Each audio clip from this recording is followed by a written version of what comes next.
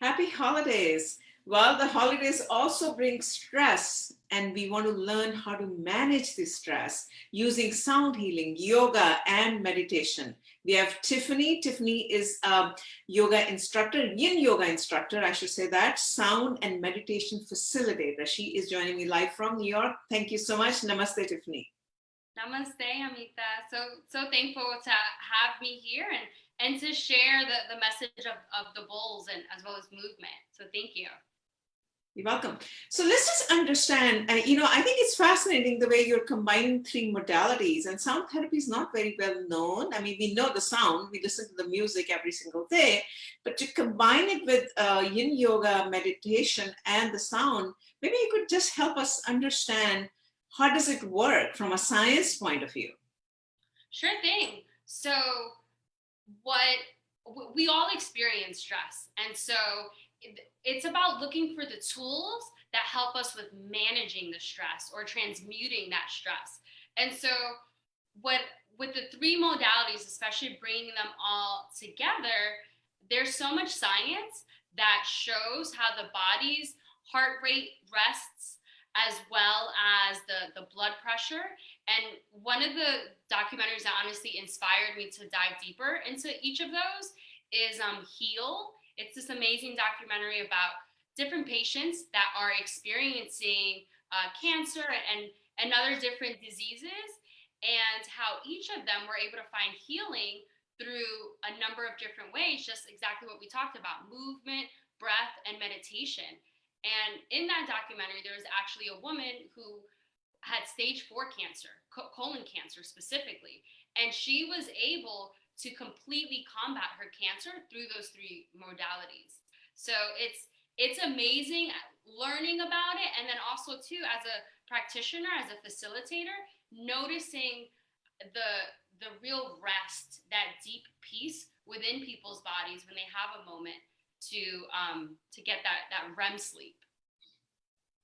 Okay. No, I think there's a lot of research that also validates the what we're talking about. If you combine the three modalities, there's a very compelling research, I should say, that helps with the healing process of chronic conditions such as cancer care. Also, it improves the quality of life. So let's just understand, what does a session look like? Like, how do you actually combine these three modalities and make it into a beautiful, like a 60-minute session? We're only talking for 5 or 10 minutes today, but I just want to understand the overall idea. Yes. So how I enjoy leading my sessions is first beginning by grounding the breath. And once we've grounded the breath, there's more of a connection with the body. And so once the breath is grounded, then moving into different postures that allow the body to feel supported. And we do that through using props. And I like to think of yin yoga as like the soul food of yoga. It brings us back home. It allows us to be slow and intentional. And it's only just a few postures, like 5 or so within those 60 minutes.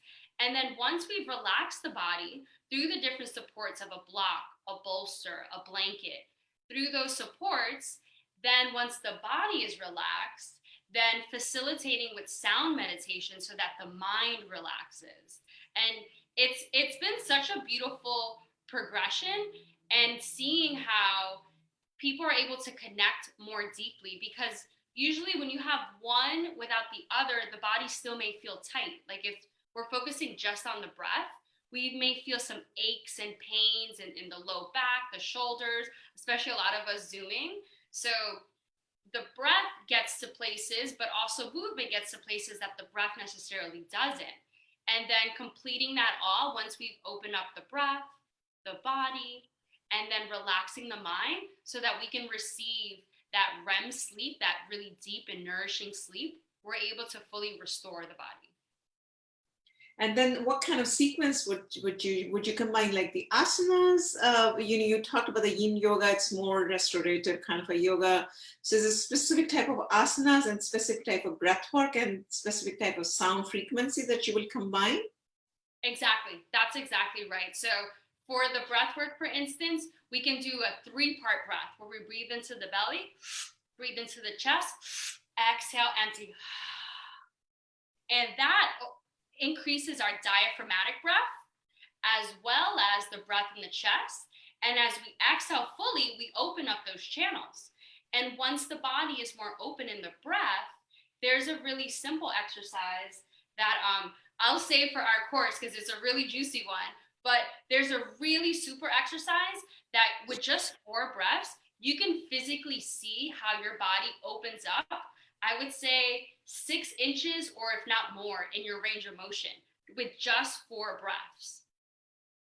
That's fascinating. And then the sound part would come in the end or in the middle?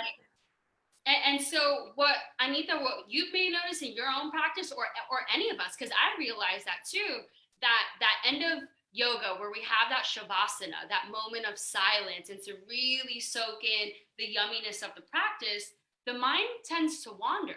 What am I going to do next? What time is it now?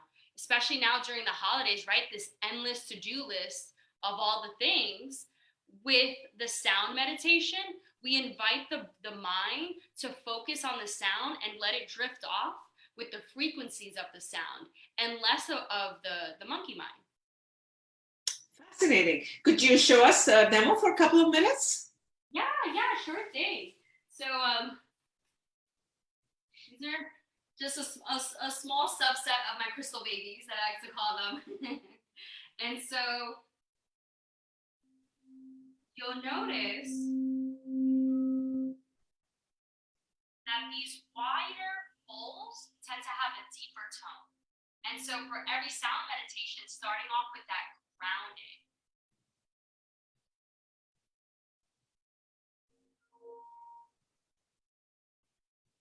The smaller bowls have a higher frequency. So it's about balance, just with everything that we do. So if we're too grounded and too earthy, we're very sluggish. We don't feel like doing too much. If we're too vibrating at that higher frequency, we tend to be kind of, that's where the anxiety kind of kicks in. And a lot of those, so using a balance of the bowls helps bring us to equilibrium. So we're not too much in the masculine or the feminine. We find a beautiful balance and a blend between the two. Okay. So this is a quick intro to how we can combine yoga, breathwork, and sound healing and amplify our whole stress healing process. Anything else you'd like to add? This is just a quick intro. We wanted to bring at least people to be aware, how they can infuse or incorporate the sound healing process. I would say because this form of meditation is really unique and different compared to traditional meditation, to approach this with an open heart and with an open mind. The benefits of sound healing take time, just like anything else, right?